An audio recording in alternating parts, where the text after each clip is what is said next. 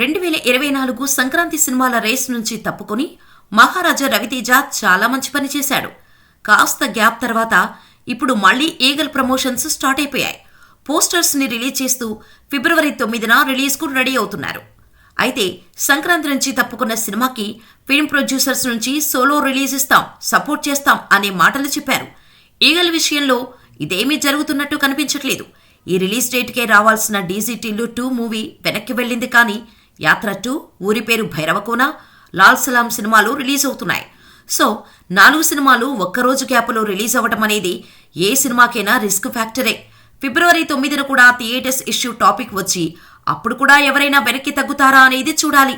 ఇదిలా ఉంటే ఫిబ్రవరి రిలీజ్ అంటేనే మాస్ మహారాజా ఫ్యాన్స్ కంగారు పడుతున్నారు. ఫిబ్రవరి నెల కూడా రవితేజకు అస్సలు కలిసి రాదు. ఇప్పటివరకు ఫిబ్రవరి నెలలో రిలీజ్ అయిన ఏ రవితేజ సినిమా హిట్ అయినా హిస్టరీనే లేదు. దీంతో ఫెబ్ 9న రానున్న ఈగల్ సినిమా రిజల్ట్ ఏమవుతుందో అనే ఆలోచనలో ఉన్నారు రవితేజ ఫ్యాన్స్. గతంలో ఇదే ఫిబ్రవరి 9న షాక్ సినిమా, ఫిబ్రవరి 2న నిప్పు, అదే ఫిబ్రవరి 2న టచ్ చేసి చూడు, ఫిబ్రవరి 11న కిలాడి సినిమాలు రిలీజ్ అయ్యాయి. వీటిల్లో ఒక్కటి కూడా రవితేజకు హిట్ ఇవ్వలేకపోయాయి. ఇంత నెగిటివ్ సెంటిమెంట్ ఉన్న ఫిబ్రవరిలో ఈగల్ సినిమాను రిలీజ్ చేస్తుండటంతో రవితేజ అభిమానులు ఆందోళన చెందుతున్నారు.